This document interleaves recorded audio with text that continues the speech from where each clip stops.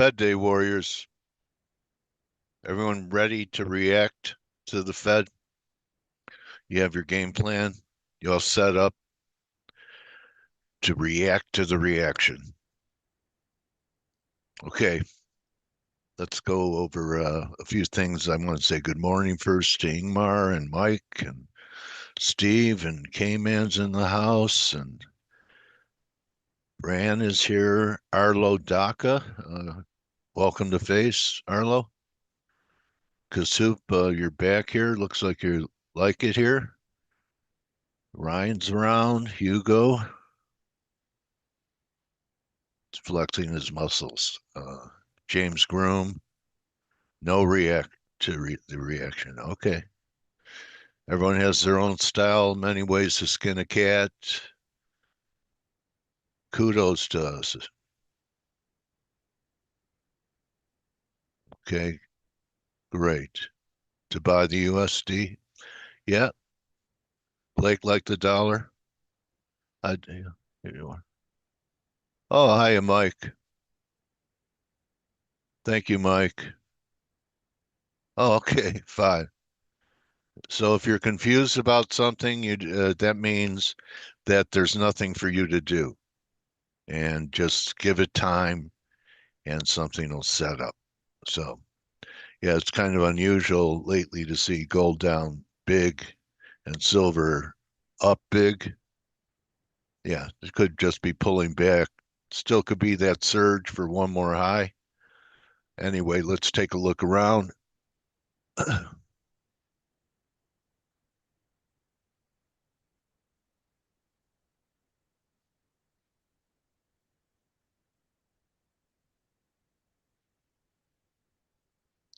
So I thought I'd start with what I like to do for myself every once in a while. It's these pattern and plays. Okay, so you get to know whose mind is behind it. Blake, Andre, Grega. Grega's got something on.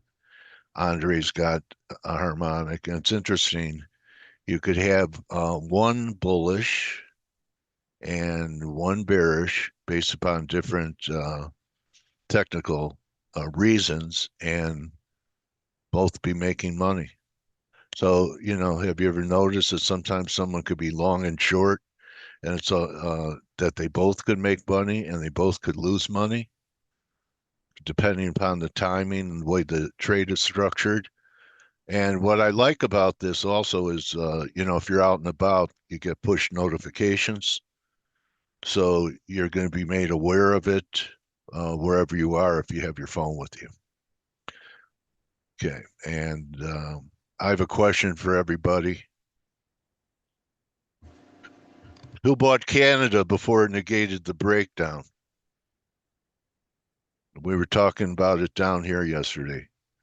I bought some Sunday night, Monday night, took some partials. So I'm curious. Anyone do it? Okay. Pretty easy trade. How about the dollar, which was a little bit more advanced? Not many people calling for a dollar bounce coming into this week, you know. So we'll see what happens. I still think it has legs. Okay. Okay, you're welcome, John.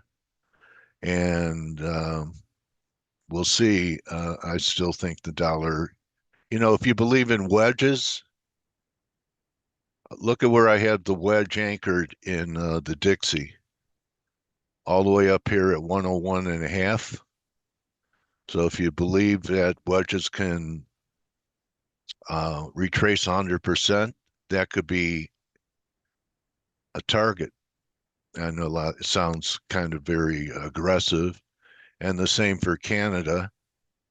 Um, it's anchored here at just a shade under 140. And this has already cleared the 50. Next target should be up here around 138. And I'm pretty sure whatever the uptrend breakdown was, that you have a false breakdown on that trend break now. So why don't we go to the team here and talk about this? Do you believe in this move, Ryan? Good morning to you. Canada coming out of the hole here. Morning, Dale. Morning, bro. Yeah. Can you see what the low was today? Was this a low right here?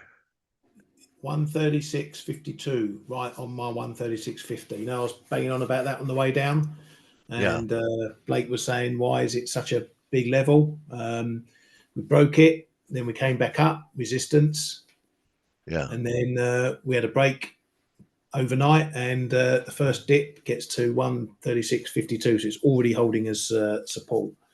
Doesn't mean we can't go back under, of course, but it's just one of those magic times when the tech works pretty perfectly. But if it holds this 136.50, I think you're probably on for 137, and then we got that prior area 137, 30, 40 to keep an eye on.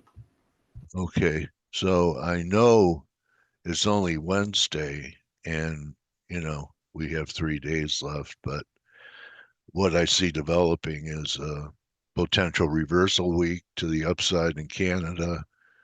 2-week reversal, you need closes at above 136.96 by Friday to have a 2-week reversal. And actually, you could end up, I think we did, with an outside week. All right. So, I mean, if this candle expands, we took out last week's low, and we haven't yet taken out last week's high. That's 37.28. That's doable. So you have a reversal week there. You have a inside week in the dollar because we held the previous lows, and that's going to have to do more work for a 2-week reversal. That's up at 98.77, and that's doable too. It's about 60 better. So some potential weekly reversals in a market that 80% of the participants, I'd say, are bearish, right? So there's plenty of fuel. A shadow?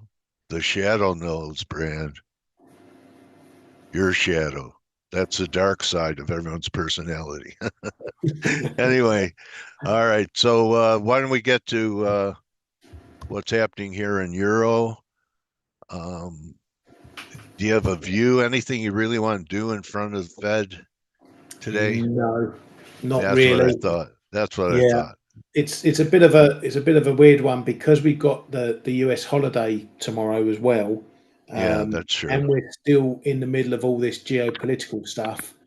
It could be a dangerous day tomorrow because you've got the aftermath of the Fed, which shouldn't be much because we know what's likely to come from those guys.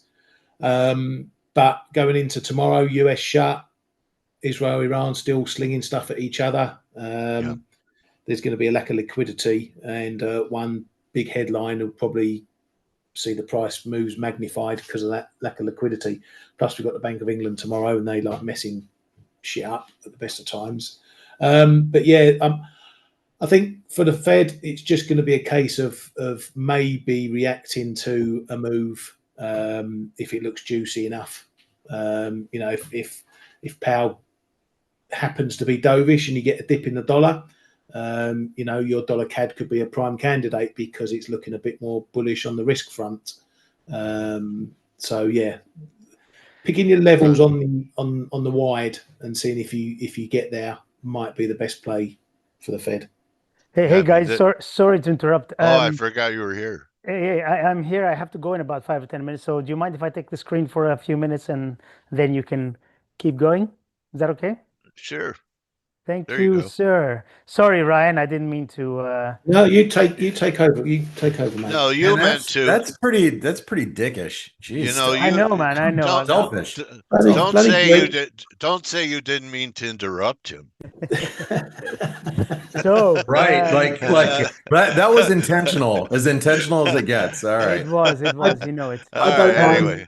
I don't mind because he's on another holiday next week. So I'm away next week indeed. I'm going to be posting photos from Disneyland. Anyway, so the way I look at things, obviously what you guys saw on dollar CAD makes a lot of sense. I take a much longer, let's say, view. So for me, dollar CAD is still bearish because we Okay. broke down below this trend line. If you zoom in, we're getting close to resistance again. So anywhere right. around 137.20, I think is a really good place to short. I'm still bearish, and we might get that with the Fed today, if for whatever reason they are not dovish, or if the market feels they're hawkish, we're gonna get there.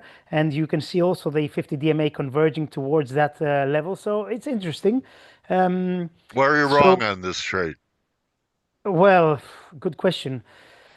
Actually, quite a long way above. It has to go above 138.70 or so, or 138.80. So it's quite a long way up. So this trade, if I take it, it's going to be a pretty generous one stop wise, but also a very it's going to have it's going to have at least a 3-to-1 risk reward. So I think if you're wrong about 138.70, then and it doesn't go there, then you have to assume that we're going to be going below 134 or 134 and below. So you Yeah. have to get like a 3-to-1, I think, ratio would be good. But this because the way I look at it, because where I think you're wrong is quite a long way. It's about 150 pips. You have to give it the equivalent the other way. But anyway, I still like dollar CAD to the downside, and the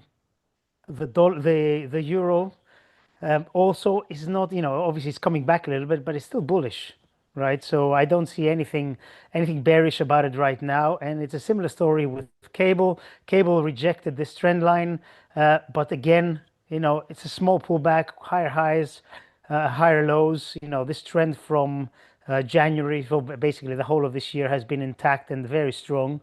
So I don't see any reason why I want to be going against this.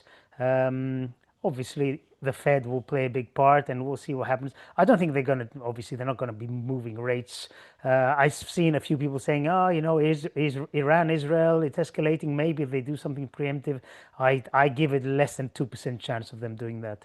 So I don't see that at all. So with the dollar retreating, which I think it will, continues to do so, I think yields will follow down. Obviously, we're going sideways, and I've been saying this for a while, that I think the yields are going to be going lower. They have been not doing much really, but I think that in line with the dollar weakening, usually you get yields dropping, and I think the market is probably not pricing enough cuts coming through the next year or two.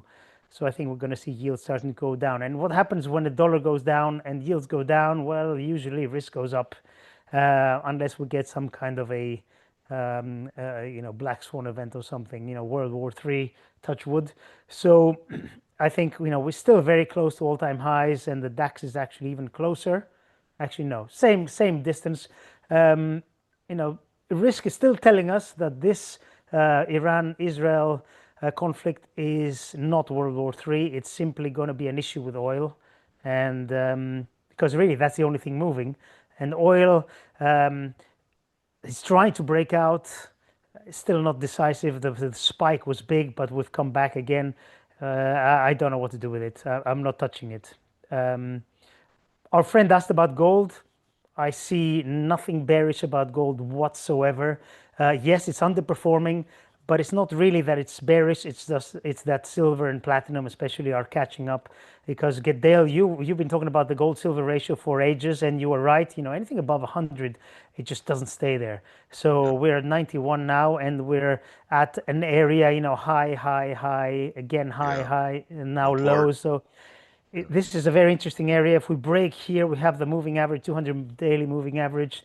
If we break here, we go into the mid 70s, I think. So I think platinum and silver still have a lot to catch up.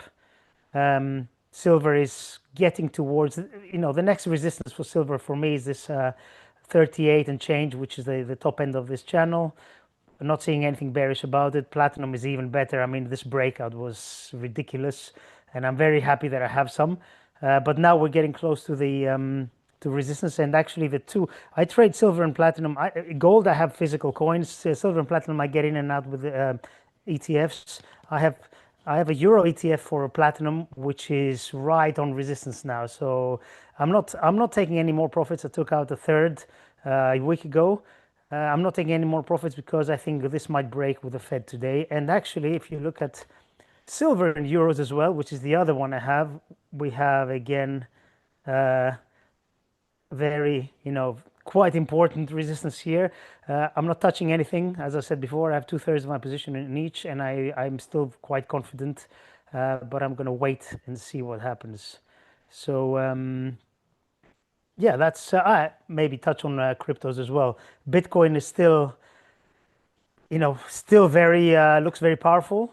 Yes, it's come down from the highs, but this is like gold, same chart, consolidating sideways. If you put a gun to my head, I'll still buy it, even though Wait for 92 to 94 to buy. 90, yeah, there's a lot of lows down here. Yeah, 92. Well, yeah, that would be nice if we get it. Ethereum is actually a lot closer to a buying level because we Yeah. have like triple confluence here. There's an internal trend line, there's a fib, and also the 50-day moving average.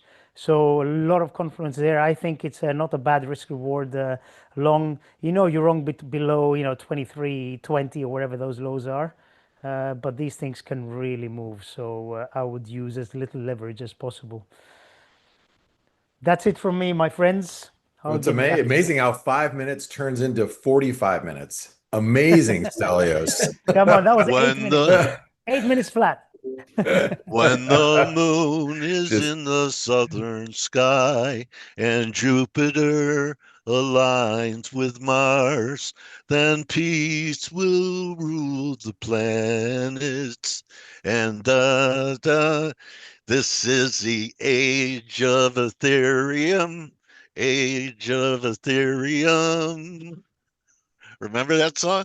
Yes, of course. That's a like a 70s jam, wasn't it? Yeah, the age Yeah. of Aquarius. Yeah. Yeah, that Nah, is. I just But I you're changed age, but you're seeing it age of Ethereum, which I like. Hey, good morning, everybody, and Stelios, it's nice to have you here. I think he just bolted out of here. Yeah, Dale, he's like he, he's a yeah, star. he's He's spam and left the goes. building, huh? He like spam and goes. It's like, look, Uh, and then he's gone. I mean, it's uh, crazy. Anyway, we haven't heard from KMan yet, so I'm sure you got some questions for K. I'll navigate. So go ahead. okay, how you playing the Fed? You kind of flat Um, going into it. Morning, Dale. Morning, everybody. Morning. No, Morning. I'm not, but I'm going in it.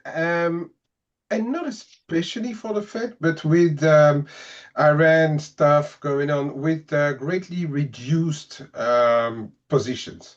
My Yeah, right. overall Okay. bias still the same. I'm but smaller, short dollars, but have been for quite a while, right? So I still think those are retracements that we see now in general. I've got a bit of euro, I've got a bit of Kiwi, but went in and out of Aussie.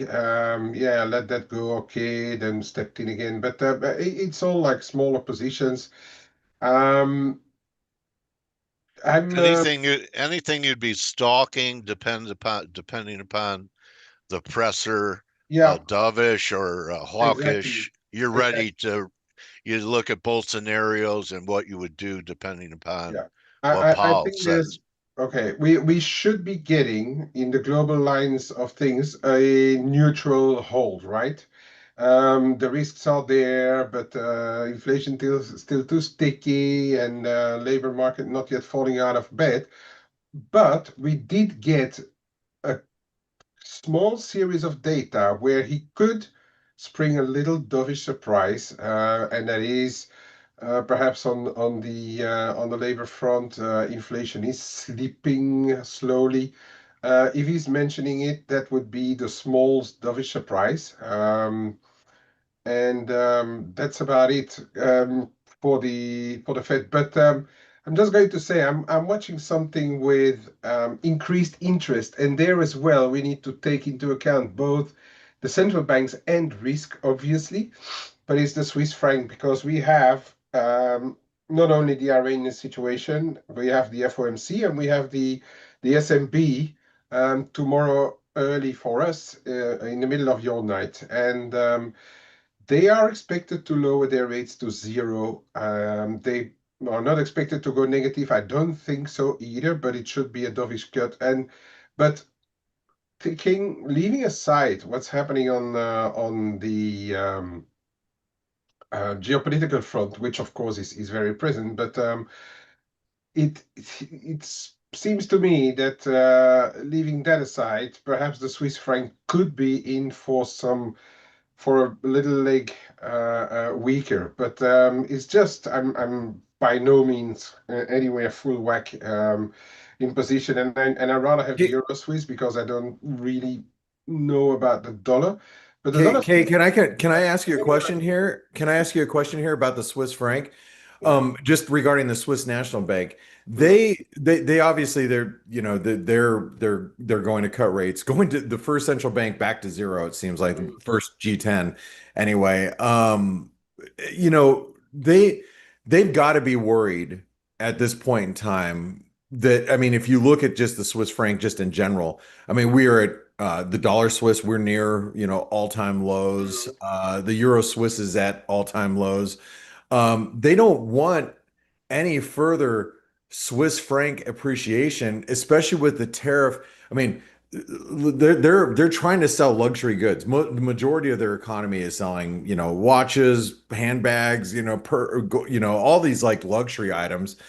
And now you have a rush to Swiss francs because of a potential. I know it's not a big risk. I know nuclear, is not a big risk, but in investors' minds, it's like, oh shit, I want to buy Swiss francs. Yeah. Won't they really just couldn't they throw out the we're not opposed to going into negative rates again just to scare the shit out of the market? I mean, remember, it's words. That's most central banks' most powerful tool is their words. No, So well, they he said, Schlegel, by the way, is not as interventionist as Jordan was, okay? Jordan would have probably already pressed the button on interventions when we were at those prior lows in the dollar Swiss. We have not seen, or at least it has not filtered through in the numbers yet by the SMB that they may have done so. But Schlegel also said that it would be the measure of last resort to go into negative territory. So interventions are still coming before. The problem is that Besant put them back on the watch list, right? But as again, with Schlegel, we need to be a bit more careful than with Jordan. Jordan would have shown the middle finger to the US, right? As he has done for many years. yeah. He's handling the Swiss franc. He doesn't care. He doesn't care at all what the US is thinking about that. But indeed the Swiss corporates, they are not happy about this. So it could be that if we see a round of Swiss strengthening on the back of geopolitical problems again, that we will see some form of interventions. But again, the thing where we need to be a bit careful is the Swiss kind of safe haven when things go bad. We see that with the yen as well. But we need to know, we also have to know it's a speculative thing to go into a safe haven. The Swiss franc in itself doesn't have like a very big weight in longer term investors portfolios. But if you want to be somewhere, let's say for instance, if risk would get a little bit better, then I think the Swiss really being at 0% again from tomorrow will have that extra little it's going to be an extra little incentive to be short Swiss franc again. I am rather doing it versus the euro right now, just because I know the ECB also cut rates, but just because the ECB is not fighting the inflows into Euroland from foreign investors. They are downplaying the impact that it has on inflation, and they say just it's okay to buy my euro right now. And that's why I'm rather doing it versus the euro in current context. But okay, I mean, it's just obviously my view. and we will see where we end up. Yeah, that one is really defying the laws of gravity as well, Swiss yen. But Yeah. yeah, so that's what I'm thinking. Going into the FOMC and the S&B, the combination of both could be very bullish dollar Swiss if Powell remains or is even the slightest hawkish. But I think S&B it should in theory start to weigh on the Swiss franc because that I will don't like a I don't dovish like mean that whatever happens, RSI. right? I don't like the RSI reading at the bottom. Besides all the narratives, Yeah. 21. That's not a bottom. It's more than a 50% probability. That's not a low. If anything could Hmm. make it an aberration, it probably could be a central bank move, but technically markets rarely put in major bottoms at 20 on the RSI. Just Well, Yeah, something it's I've very learned. possible. I mean, I think it is very possible, Dale. But I mean, it's going to be the dollar side doing it, not the Swiss franc, I think. Oh, okay. Well, I'm not sure of. I'm just RSI. It's a real simple implicator, as Blake likes to joke about my new name for I RSI. like the name. I think it's the RSI is the only other thing I put on my chart that and it's been that way for over 25 years. Yeah, I don't get crazy and no need to. We just have a couple of minutes and we have unemployment claims coming out. So really quick, you guys talked about the dollar. I just want to mention about the dollar index as a whole. I think it's worth noting. We are at channel resistance, and yeah, that stopped us on a dime. yeah, We also have to assume at this point in time that the U.S. is going to get involved yeah. with this. Yeah. I heard Now, next week. They're well, moving things into. Uh, you know, I don't think the B1s are there yet. yeah, I think Nimitz is on its way. And, Yeah, look, we haven't dropped any missiles. And when the US missiles hit Iran at some point, if they do, where they hit, how aggressive the US is, what type of posture we're taking is probably going to matter. And we just have to assume that we are at this stage in the game. I think the dollar index is pretty well prepared for today. I do want to say that I think the market right now is expecting some sort of dovish shift from the FOMC. So anything less of that, anything less of a like even KMan said, there's a chance that the FOMC is slightly more dovish. If we walk away with anything less than that, I think the dollar is at risk of a squeeze. Keep in mind that the dollar is also a safe haven currency. So I'm going to make it real simple for everybody since we're out of time and I only have a minute or two to speak. A break above 99, you don't want to be short the dollar anymore. We're going to be setting up a long-term, double bottom, false breakdown. We'll probably trade back towards 100. I'm not trading it as a double bottom, but I am going to be very aware that the market could squeeze because as we've been talking about for the last couple of weeks, I'm very vocal about this on the week ahead video. We've been talking about it quite extensively. The market is very bearish the dollar, extremely. And I agree that the dollar should be going down. And I agree that the euro is going to 120 at some point. But that doesn't mean the euro can't see 112 before we see 120. And so because of the really shitty positioning on everybody being short the dollar, I was just reading, like literally reading, this morning. This is JP Morgan's, outlook on the FX outlook. I was just reading that. They're bearish the dollar. Everybody's bearish the dollar. The dollar's, and even first when they squeeze. get good action, technical action, like we had, I thought yesterday was.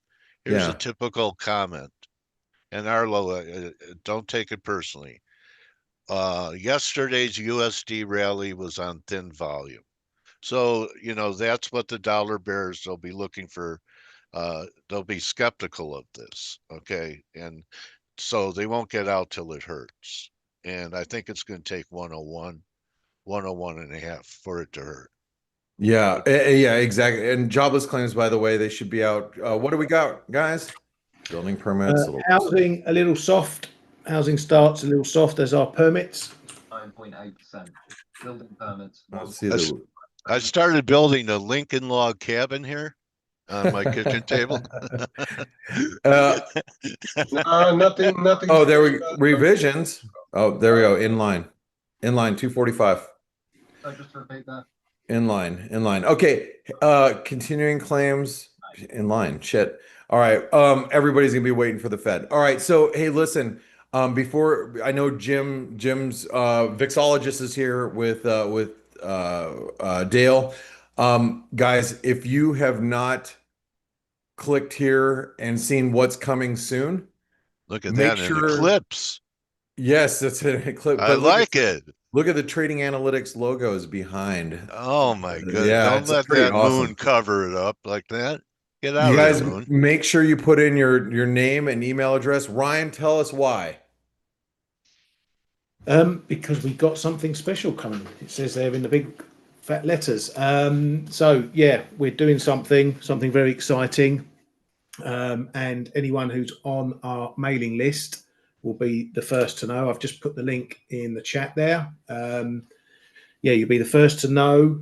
You'll get early access to what we're doing. We're not giving away any information yet, but we might drop some morsels as development continues. Oh, I'm aching to do so. Yes. Yeah, and also for the rest of the month, if you sign up for our newsletter there on that page, you will automatically enter a draw to get a $25,000 trader funding program assessment account. If you're already a subscriber to ForexAnalytix, don't worry, you'll be automatically entered into that. But if you don't get the newsletter, it's worth signing up for anyway. So getting quick. This pre-launch list won't be open forever, and then you'll have to wait until the public launch. But yeah, you'll get a newsletter, and that's a nice leg up. Nice leg up for a few people. Exactly. Yeah, and really. We'll let you know some tidbits as the time progresses towards launch. Yeah. Okay. Well, I was just gonna say, Dale, if you guys, I just subscribed to the newsletter. If you're like, oh shoot, I'm not sure if I'm on the newsletter, it doesn't matter if you're on it or not. If you don't think you are or you're not sure, put in your name and email address, a valid email address, because this is how we're going to contact you if you win. Don't put in, abc@gmail. That ain't going to work. Your name, email address, you will be notified. And as Ryan says, you're going to be eligible for perks, first comer perks. So anyway, Ryan, thank you very much. KMan, thank you very much. Good luck, gents, for the FOMC today. And good luck to everybody here. I am going to be on a trading battle that's sponsored by 8cap today with Chris Pulver. If you guys, Chris he's been around our community for the last 6-7 years. He's awesome. I'm going to be live trading with him during the FOMC. We don't normally do live shows anyway. So I will be doing that for the FOMC. So I will be in the chat room too. Actually, I'll be in our chat room. Hey, Blake, where are your fatigues for that battle? I actually still have fatigues. Would they fit you still? They still do. My dress blue uniform doesn't fit anymore. Yeah, that does not fit. That would really be kind of a cool twist. It's a trading battle, right? So wear your battle dress. Dude, if it wasn't 110 degrees here, I would. Oh yeah. Yeah. So, all right. Well, look, I made this appointment over 3 months ago to see my vixologist. All right. And and normally when you go to any other doctor, they make you wait. My vixologist is the only vixologist that's patient enough to sit around for 4 minutes while we're pumping our deal. So, doctor, welcome back, Dr. Vixologist Jim Carroll. Welcome back. Hello, buddy. Dale. Hey, man, you're really the perfect guy to talk to with what's been happening with mainly grinding market action. After the big recovery, we've kind of been moving sideways, wedging. Not a lot of market. We have up days, but we're in this range. So, where are you at with term structure on the VIX? Are you getting any tells in there? Because I think we're getting closer in time and price to at least have a 5% pullback here. Well, you may well be right. Well, it happens once in a while. Can I share Yeah. my screen here? You got it. It's up there. We see it. Awesome. So yeah, Jim Carroll, the VIXologist, Yes. Senior Wealth Advisor and Portfolio Manager at Ballast Rock Private Wealth. Hello for those who ain't seen me before, and glad to be back with those who have. So Thanks. yeah, follow the bouncing vol is Oh, what I've titled this little you update. are such a wordsmith. Go ahead. So the volatility spikes continue, right? I was on 3 months ago, as Dale evidenced, right before the tariff tantrum. Yeah. And, so we had the August crash, what I refer to as the Fed surprise in December, the quote unquote growth scare, and then the tariff tantrum. So, we've had four nice little spikes in here to That's a keep us lot. on our toes. That's a Say lot again? for this period of time. That's a Right? lot of spikes in this short Yeah, period of time. and as we'll come back to, one of the things that's interesting is that, they really do look spiky. It's like some kind of heart attack almost, and Yeah. then we're going to be okay. Oh, thank God, let's get back to normal. What you might notice, and I could have put a little arrow on this chart, is that we're not back down to below 15 where we started this whole mess. And so I am hesitant to apply any form of technical analysis to the VIX since it can't be traded, but we do have a series of higher lows here Great point. that What was the low? We traded in the 17s for a while on this pullback, right? Was Yeah, that the low? we've gotten down. Yeah, we've gotten down below 20. What's the magic number? There isn't a magic number. The long-term average is 19-ish. 16 is an interesting level because a VIX of 16 implies roughly a 1% move for the S&P over the next month on a daily basis. So 16 is an interesting number, but the bottom line is we continue to have this series of heart attacks, waiting for the next one to come. Um, I talked last time about, the VIX mix, and we'll come back to that. This is, sort of a map of the S&P 500 and the bearish in red, neutral in yellow, bullish in green levels that we've seen. And, no surprise that this composite volatility measure gets bearish, at the bottoms.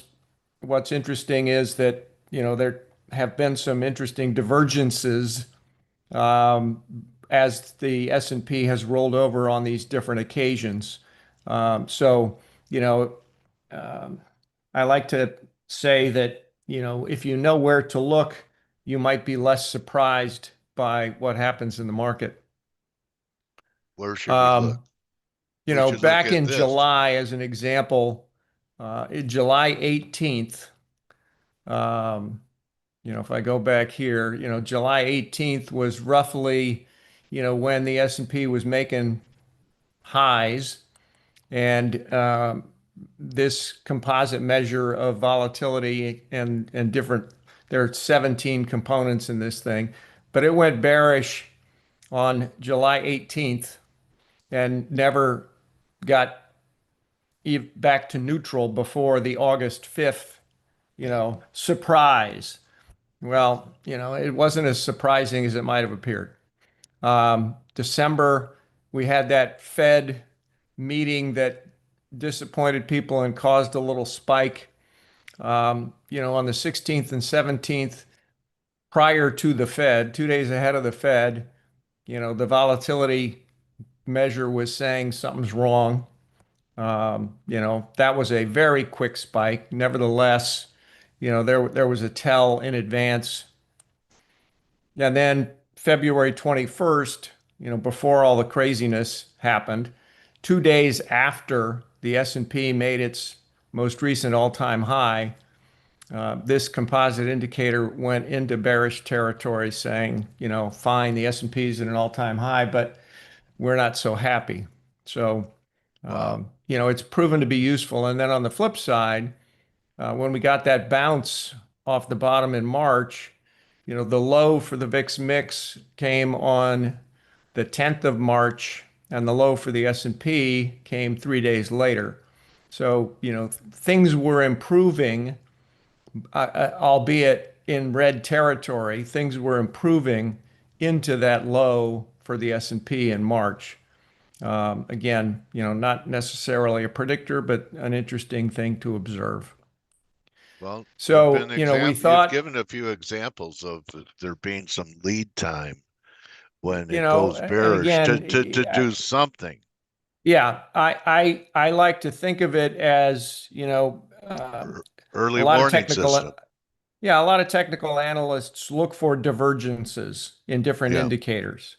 yeah. And to me, this is, another potential source of useful divergences. Okay. Nothing's perfect, nothing's No, right all the time. I don't ever claim to be, no. an oracle.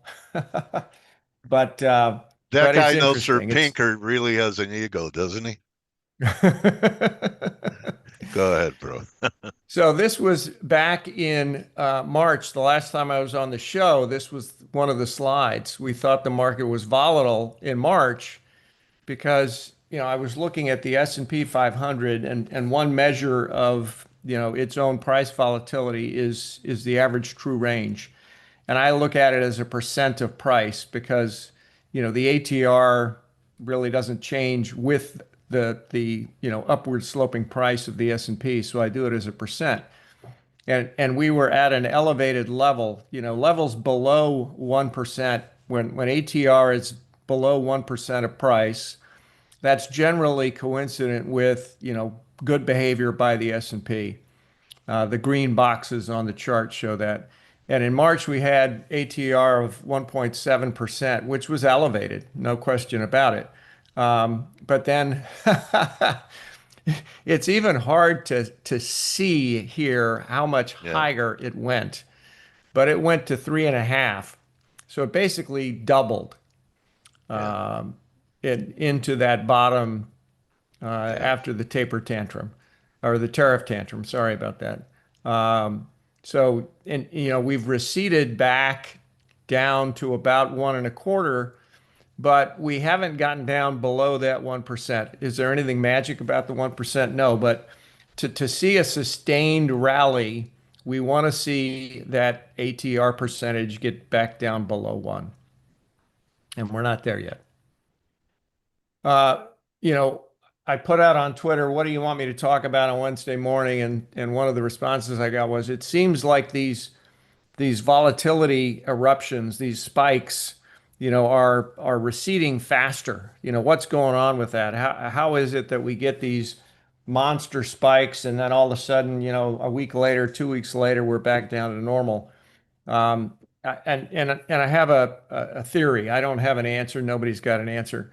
But if we look back, and this chart goes back and captures the pandemic period, and then 2022 when we got the interest rate hikes, and it does look like those episodes, those surges of volatility above 16 and above 20 were fatter than the more recent ones we've had.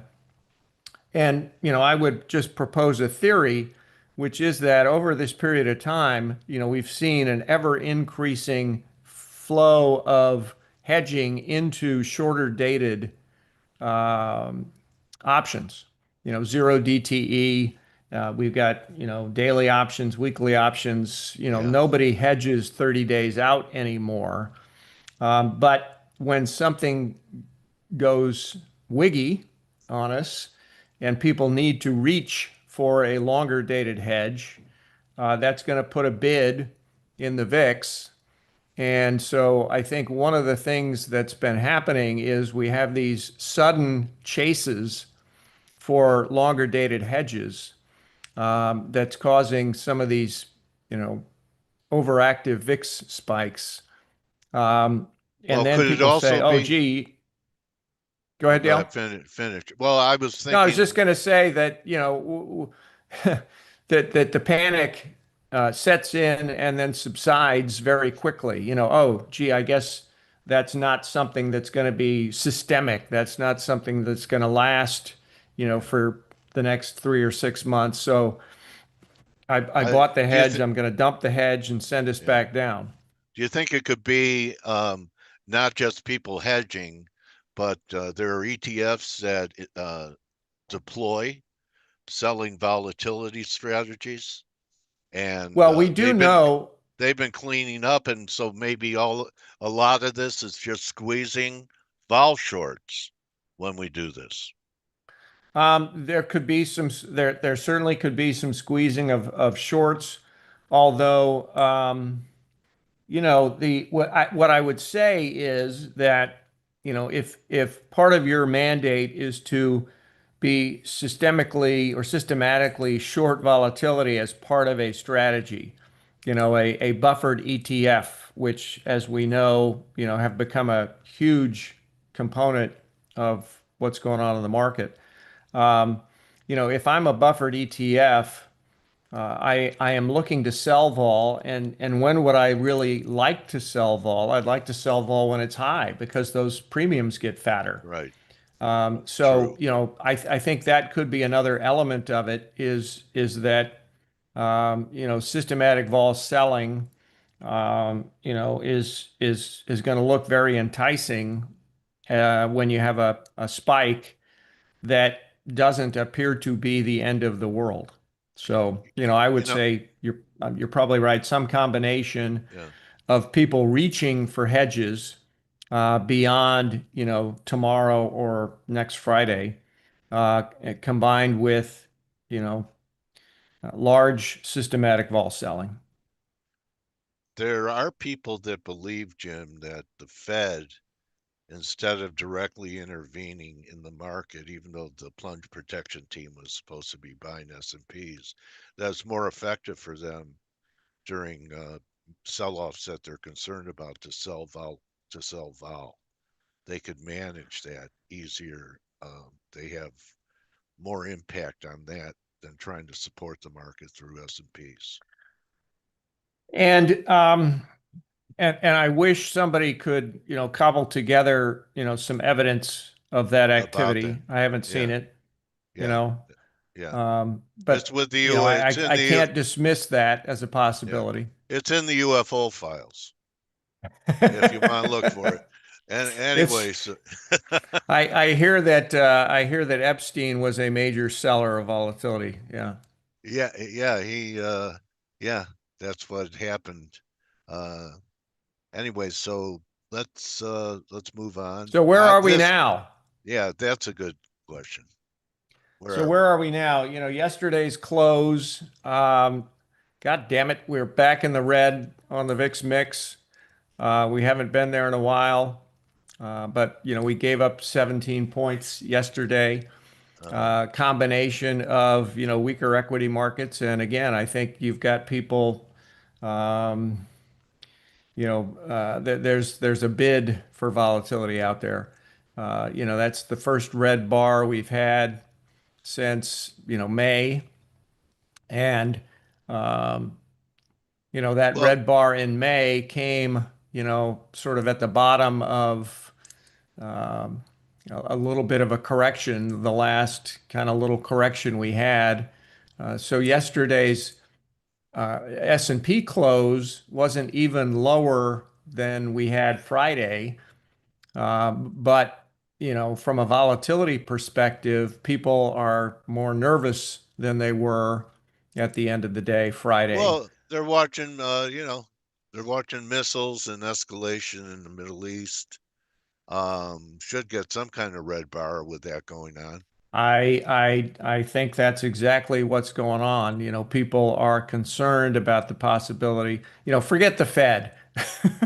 Yeah, yeah. The Fed's They're not worried going to about change rates. they're worried about they're worried about the free flow of oil They're as worried about the being at Straits of risk. Hormuz. They're worried Yeah, about, B-1s dropping bunker yeah, busters in yeah. Iran.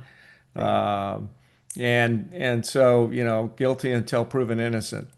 Yeah, I wonder Uh, what I know this isn't part of the presentation, but you know what no one brings up as we're contemplating the U.S. Or the U.S. is contemplating doing it. It looks like they are. Um, you know, Iran has some. Every one of their allies is a nuclear power. North Korea, mhm, Russia, China, and they all cooperate with each other with soldiers, with technology, with buying energy on the black market. Why mhm. can't one of those countries just give Iran a nuke? And they're not going to walk away from it, Iran. So everyone thinks this is going to be a quick one and done, but they're not talking about. We're only thinking about what the reaction is going to be from the Iranians, but it's all intertwined. I mean, North Korean troops were in Russia. Iranian drones are mainly what Russia uses. This is all tied together with those four countries against the rest of the world that really wants to be isolationist. So very interesting thing that people are overlooking, that this is what could lead to a superpower confrontation. It's Because it's certainly possible, and nobody likes to think about what that could turn into, but you're not wrong. It's more than just an Israel-Iran dynamic. yeah. So anyway, will you let me know if you get a bearish? No, no, in the next few days, because I know a few guys are looking for a high. We're coming close to the summer solstice. That's the 21st. So what is that? Friday. Hmm. 19th. No, this weekend coming up. That I think we're so close. I can almost taste it that we're going to come off in the market. Well, it could be, and a couple of other peaks inside my view of the world. Yesterday we saw the 9-day VIX close above the 30-day VIX for the first time in 6 weeks. This is not Okay. that infrequent, so for Okay. me it's a little noisy, but Uh-huh. I observe it anyway. Somebody thinks there's more risk in the next 9 days than there is in the next 30 days. And then, again, I don't think that's the FOMC. I think that's, bunker busters, Iran, and the Yep. things that we were just talking about. Um, we'll see. The VIX futures term structure. Um, June's off the board this morning. The term structure is flat as a pancake. The contango that we had, and I should have um, put, a couple weeks ago what the term structure looked like. But, we were starting to get a little bit of real contango in the term structure. And with June off the board, that's basically gone. So this is an indecisive. This is people saying, I don't know what's going to happen. The entire term structure is less than 2 points wide. So that's the market saying, we don't know what's going to happen. We're not taking big bets either direction.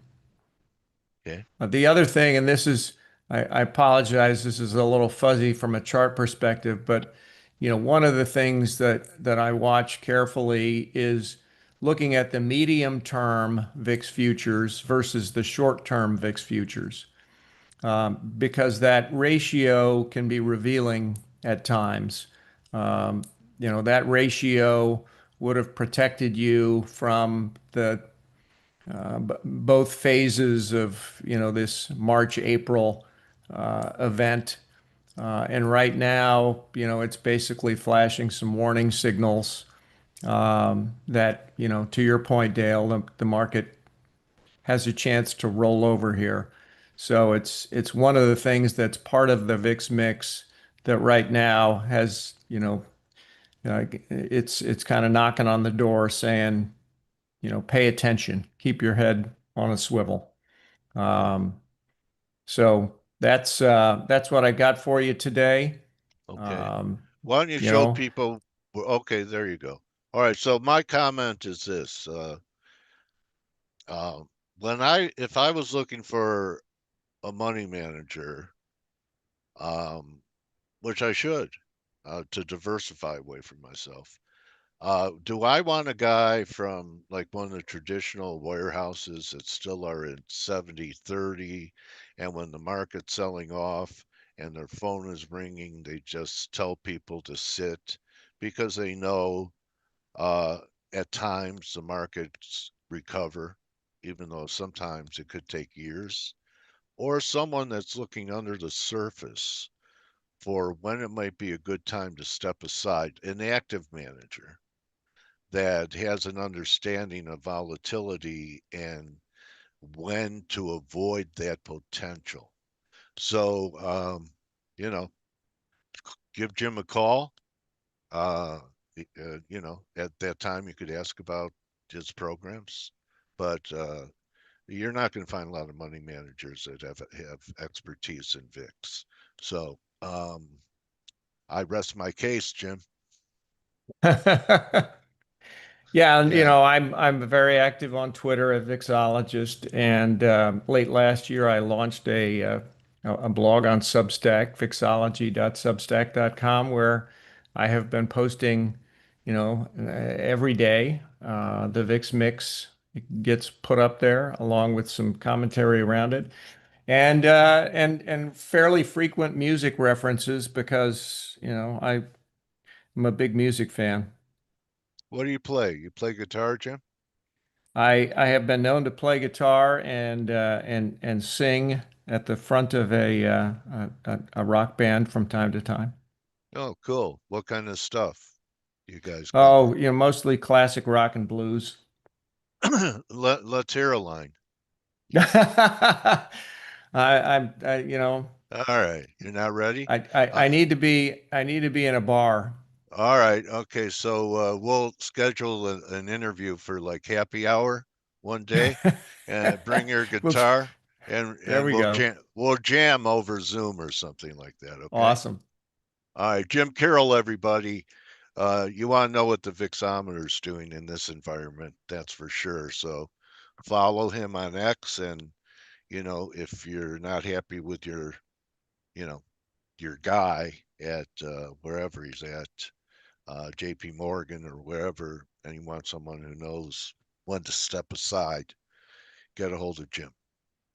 So thanks everyone. Don't just count your VIX and your term structures, count your blessings and good luck, good hunting, and the Fed. Remember, no one has a gun to your head. It's okay to do nothing. If you see nothing, do nothing, and we'll see everyone tomorrow. Thanks again, Jimmy. Thank you, Dale. Appreciate it. All right, bro. So that's a wrap, everyone. You're welcome, Stavros. You're welcome, everyone. You could join the team in 15 minutes on the Morning Edge. Adios.